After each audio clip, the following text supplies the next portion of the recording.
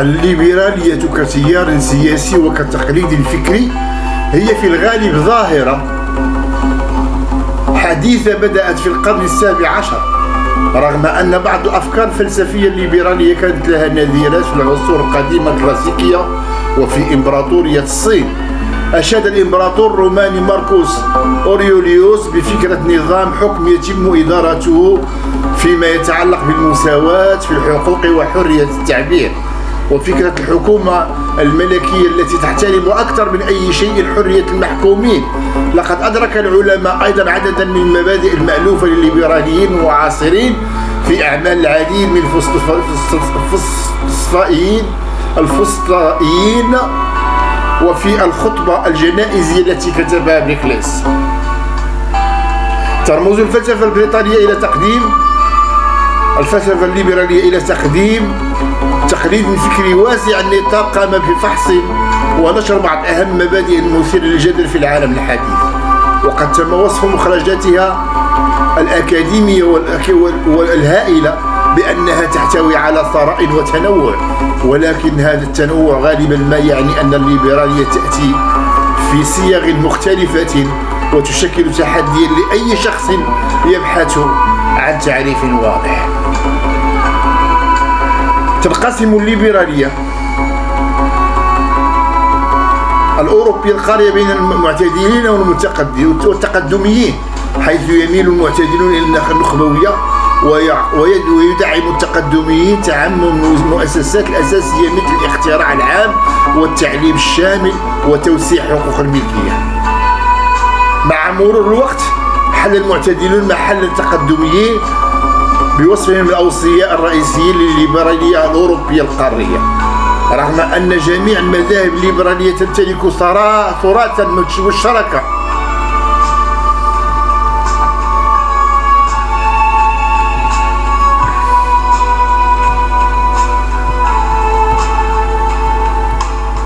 إلا أن العلماء يفترضون في كثير من الأحيان أن تلك المذاهب تحتوي على تيارات فكرية منفصلة غالبا ما تكون متناقضة. اختلفت أهداف فلاسفة والمنظرين الليبراليين عبر الأزمنة والثقافات والقارات المختلفة. يمكن استخلاص تنوع الليبرالية من العديد من المؤهلات التي ربطها المفكرون وحركات الليبرالية بمصطلح الليبرالية، بما في ذلك الكلاسيكية والمساواة والاقتصادية والاجتماعية ودولة الرفاهية والأخلاقية والإنسانية والكمال والديمقراطية والمؤسسية. على سبيل المثال الحصر، رغم هذه الاختلافات يظهر الفكر الليبرالي بعض المفاهيم الأساسية والمحددة. حدد الفيلسوف السياسي جون جراي الخيوط المشتركة في الفكر الليبرالي على أنها فردية ومساواة وميلورية وعالمية. يكره العنصر الفرداني الأسبقية الأخلاقية للإنسان ضد الضغوط الجماعة الاجتماعية، ويخصص عن عنصر المساواة نفس القيمة الأخلاقية والمكانة لجميع الأفراد. ويؤكد العنصر الميلوري أن الأجيال المتعاقبة يمكنها أن تحسن ترتيباتها الاجتماعية والسياسية. ويؤكد العنصر الكوني على ذلك الوحدة الأخلاقية للجنس البشري وتهمش الاختلافات الثقافية المحلية. كان العنصر الميلوري موضوع جدل كبير دافع عنه مفكرون مثل إيمانويل كانت الذي آمن بالتقدم البشري، بينما كان يعاني من انتقادات من قبل مفكرين مثل جون جاك روسو الذين اعتقدوا بدلا من ذلك أن المحاولات البشرية لتحسين أنفسهم من خلال التعاون الاجتماعي سيفشل في وصفه للمزاج الليبرالي. ادعى جراي أن المستوحى من الشك واليقين الإيماني للوحي الإلهي لقد زاد من قوة العقل حتى في سياقات أخرى سعى إلى ادعاءات العقل المتواضعة. لقد بحث التقليد الفلسفي الليبرالي عن التحقيق والتحقق من الصحة والتبرير من خلال العديد من المشاريع الفكرية. كانت الافتراضات الأخلاقية والسياسية الليبرالية مبنية على تقاليد مثل الحصول الطبيعي من الحقوق الطبيعية والنظرية النفعية، على الرغم من أن الليبراليين في بعض الأحيان طلبوا الدعم من الأوساط العلمية والدينية. من خلال كل هذه الخيوط والتقاليد حدد العلماء الأوجه المشتركة الرئيسية التالية للفكر الليبرالي: الإيمان بالمساواة والحرية الفردية، ودعم الملكية الخاصة والحقوق الفردية، ودعم فكرة الحكومة الدستورية المحدودة، والاعتراف بأهمية القيم ذات الصلة مثل التعددية والتسامح والاستقلالية والسلامة الجسدية والرضا. يمنح فلاسفة التنوير فضل في تشكيل الأفكار الليبرالية. تم تجميع هذه الأفكار أولا وتنظيمها باعتبارها إيديولوجية متميزة من قبل الفيلسوف الإنجليزي جون لوك، الذي يعتبر عموما أب الليبرالية الحديثة. حاول توماس هوبس تحديد الغرض من السلطة الحاكمة ومبرراتها في إنجلترا ما بعد الحرب الأهلية باستخدام فكرة حال الطبيعة، سيناريو افتراضي شبيه بالحرب قبل الدولة.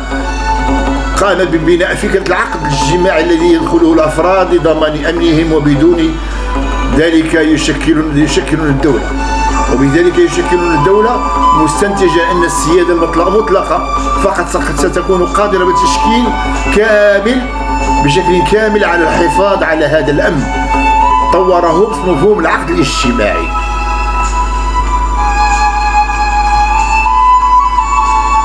الذي بموجبه اجتمع الأفراد في حالة الطبيعة الفوضوية والوحشية وتنازلوا طبعا عن بعض حقوقهم الفردية لسلطة دولة قائمة، والتي من شأنها أن تخلق قوانين لتنظيم التفاعلات الاجتماعية للتخفيف أو التوسط النزاعات وفرض العدالة.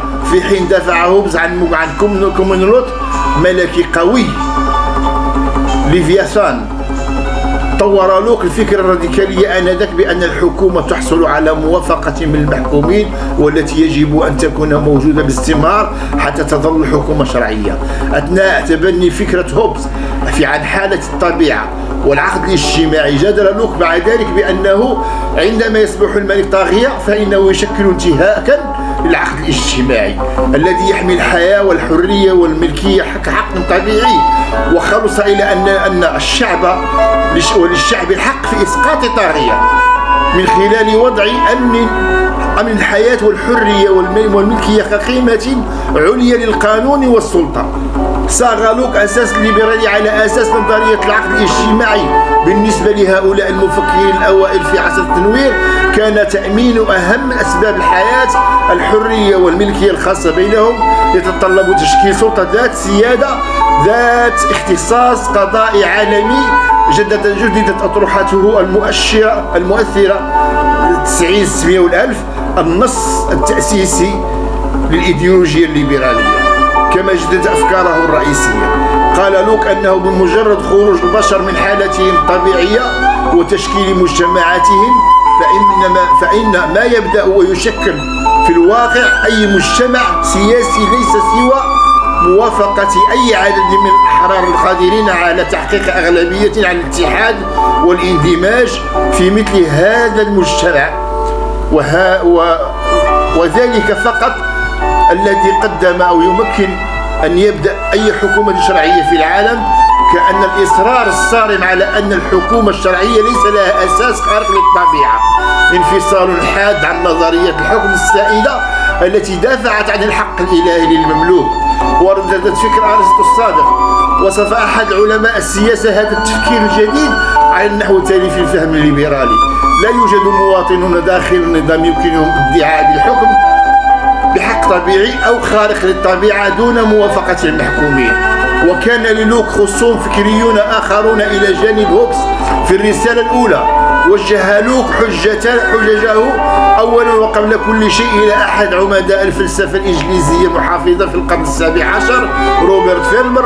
دافع فيلمر باتريارشتا 800,000 عن الحق الإلهي للمملوك من خلال اللجوء إلى تعاليم الكتاب المقدس، مدعيا أن السلطة التي منحها الله لآدم أعطت خلفاء آدم في خط النسب الذكوري حق السيطرة على جميع البشر والمخلوقات الأخرى في العالم. واختلف لوك بشكل كامل وهاجس مع فيلمر لدرجة أن الرسالة الأولى تكاد تكون عبارة عن دحض جملة تلو الأخرى للباتريارشا. في تعزيز احترامه للإجماع قال له كان المجتمع الزوجي يتكون من ميثاق طوعي بين الرجال والنساء، وأكد أن منح السيادة في سفر التكوين لم يكن للرجال على النساء كما يعتقد فيلمر، ولكن للإنسان على الحيوان. لم يكن لوك بالتأكيد سنويا نسويا بالمعايير الحديثة، ولكن أول مفكر ليبرالي كبير في التاريخ أنجز مهمة كبيرة بنفس القدر على طريق جعل العالم أكثر تعددية، دمج النساء في النظرية الاجتماعية. أنشأ كالوك أيضا مفهوم الفصل بين الكنيسة والدولة استنادا إلى مبدأ العقد الاجتماعي. جادل بأن الحكومة تفتقر إلى السلطة في مجال الضمير الفردي، حيث كان هذا شيئا لا يمكن للأشخاص العقلانيين التنازل عنه للحكومة للسيطرة عليها وللآخرين. خلق هذا حقا طبيعيا في حرية الضمير، والذي قال بأنه يجب بالتالي أن يظل محميا من أي سلطة حكومية. كما صاغ دفاعا عاما عن التسامح الديني في كتابه رسائل حول التسامح. هناك 3 حجج مركزية لا يستطيع القضاء والقضاة الدنيويون والدولة على وجه الخصوص والبشر بشكل عام تقييم مزاعم الحقيقة لوجهات النظر الدينية المتنافسة. حتى لو استطاعوا فإن فرد ديني حقيقي واحد لن يكون له التأثير المنشود، لأن الاعتقاد لا يمكن إجباره عن طريق العنف. الإكراه على التوحيد الديني من شأنه أن يؤدي إلى اضطراب اجتماعي أكثر من السماح بالتنوع. تأثر لوك أيضا بالأفكار الليبرالية للسياسة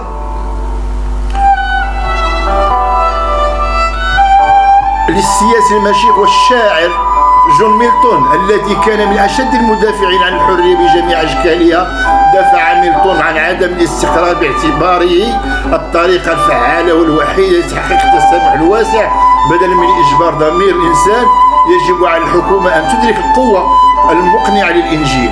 كمساعد لأوليفير كرومويل شارك ميلتون أيضا في صياغة دستور للمستقلين اتفاق الشعب 47 الذي أكد بقوة على المساواة بين جميع البشر نتيجة للاتجاه الديمقراطي. في كتابه إيريو قدم ميلتون واحدة من الحجج الأولى لأهمية حرية التعبير، حرية المعرفة والمناقشة بحرية وفقا للضمير وفوق كل الحريات.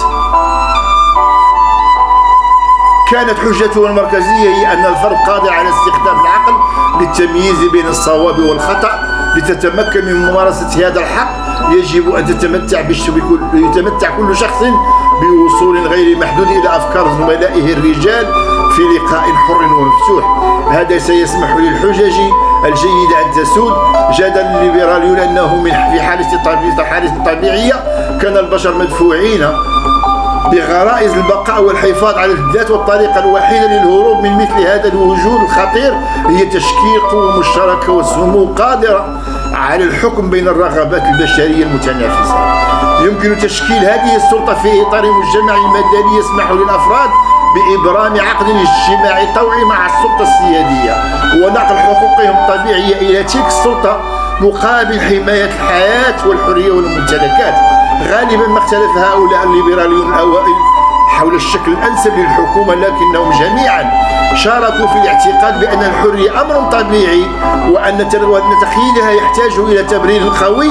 كان الليبراليون يؤمنون عموما بالحكومة المحدودة، على الرغم من أن العديد من الفلاسفة الليبراليين شجبوا الحكومة تماما، حيث كتب توماس باين: الحكومة حتى في أفضل حالاتها هي شر لا بد منه.